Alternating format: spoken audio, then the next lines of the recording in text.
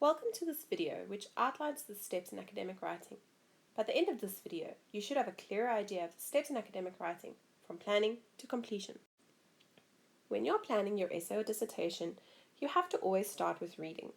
This is the step that most students leave out, but it is arguably one of the most important steps.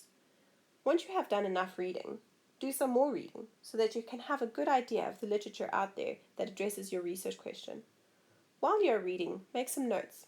There is nothing worse than not being able to remember where you read that one piece of critical information. During this phase, your academic text should start crystallizing in your mind.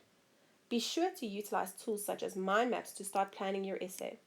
For extended pieces of writing, such as theses or dissertations, you might need multiple mind maps or planning documents. Once you start writing, it is a good idea to wear two hats. First, put on your writer's hat. Simply sit down and write ideas as they come into your head. This is what I call stream of consciousness writing. The goal here is to simply get words onto paper. If you can't write anything off by heart, then that means you haven't done enough reading. Once you have done some writing and gotten some ideas on paper, put on your editor's hat. Now you will engage with your writing with a fine-tooth comb. You will critically look at each word and each sentence as you try to craft a great piece of academic writing.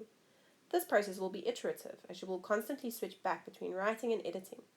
Usually, only experienced writers can edit as they write, but more inexperienced writers do better when the tasks are separate. When editing, deleting and rewriting is as important as the initial writing process. Much of your academic writing is perfected during this writing and editing phase. An important part of academic writing is the use of signposting.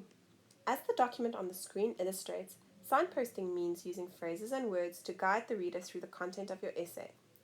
If you think of your writing as a map from the one destination, which is the problem with a research question, to the end destination, which is the answer to your research question, then signposting is akin to road signs, showing how far the destination is, where the next off-ramp is, and which direction to take. Signposts can be words like again, furthermore, alternatively, however, or phrases like in addition, as previously discussed, and following this. This document on the screen gives some good guidelines on the use of signposting. These words or phrases all indicate something to the reader, such as introducing a new idea, or developing an extant idea, or introducing a contrasting view. Using signposting is a sure way to make your writing clear by providing readers with cues, and thereby enhancing logical flow.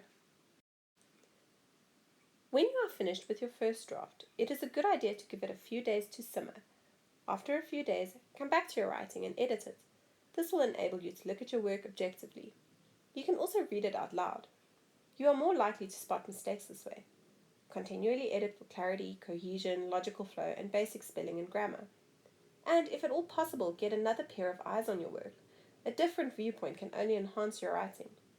Even experienced writers have multiple drafts, so keep chipping away at it.